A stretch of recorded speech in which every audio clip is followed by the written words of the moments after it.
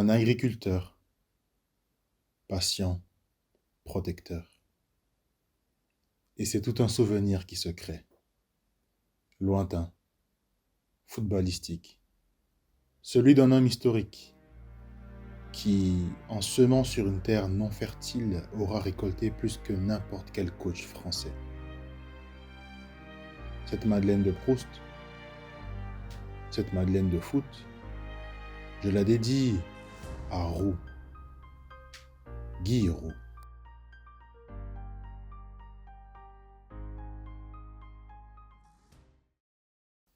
Guy Roux, un nom qui évoque la grandeur, sauf en tant que joueur.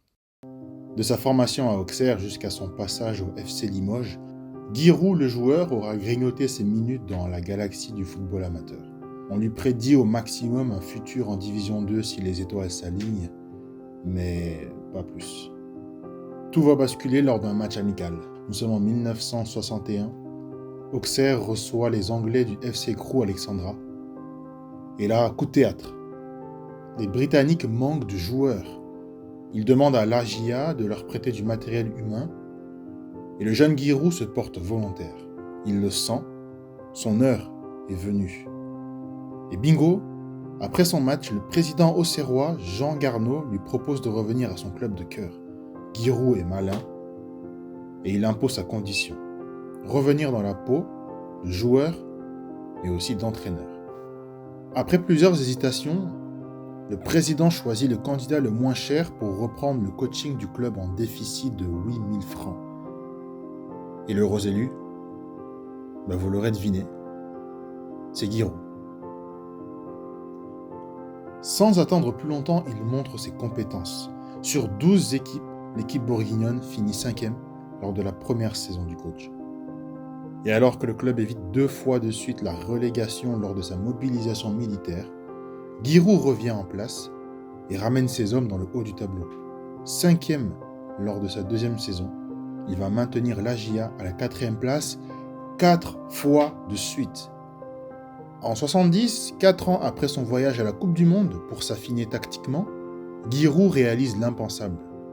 Auxerre remporte la division d'honneur et accède à la division 3 pour la toute première fois de son histoire. En 3 saisons, son bilan dans le championnat supérieur est solide, 2 podiums et une 5e place avant de finir 4e, sa place habituelle en division d'honneur.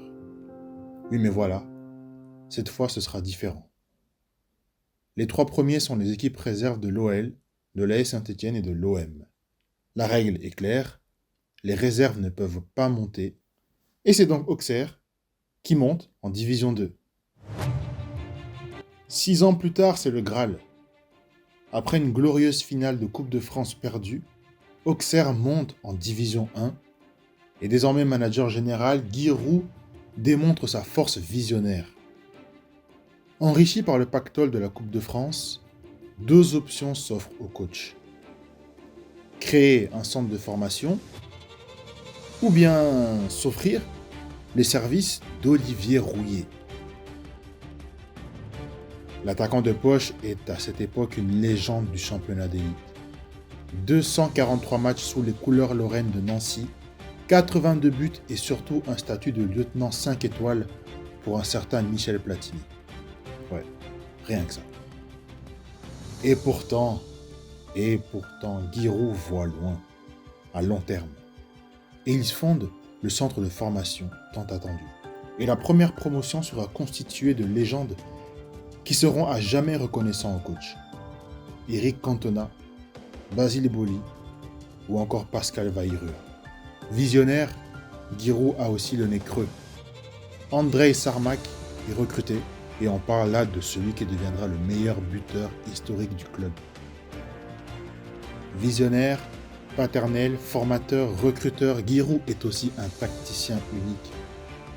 Toujours doté d'un libéro, de 3 stoppeurs, d'une sentinelle et de 2 ailiers excentrés alimentant un unique buteur, Guy Roux s'appuie sur des fondamentaux. Et vous savez quoi ? Ça marche. Auxerre, le club venu de nulle part, finit 3e en 84, se qualifiant automatiquement pour la Ligue des Champions, chose qui se répétera assez souvent. Mais il y aura encore plus marquant, car de 83 à 2005, l'Auxerre de Giroud ne finira en deuxième partie de classement qu'à une seule reprise. Dans le top 5, ils finiront à 11 reprises. Sur le podium, à 5 reprises. Les doutes sont effacés. Une certitude s'impose. Giroud impose une culture de la gagne dans le club Auxerre. En témoignent ses 4 victoires en Coupe de France. Et surtout, bien sûr, le triomphe. Celui qu'on écrit avec un T majuscule. Arraché dans une année 96 qui les verra finir champion de France. Et la JOCR a réussi comme on le savait, comme on l'espérait, le fabuleux doublé Coupe Championnat. Élu meilleur coach français à 3 reprises par France Football, il aura aussi été reconnu sur la scène européenne, finissant meilleur entraîneur du continent en 96 par le magazine 11. Mais aussi en recevant les louanges de quelqu'un dont la légende n'est plus à raconter. Look at Giroud sacrificing his whole life for 44 years at one club.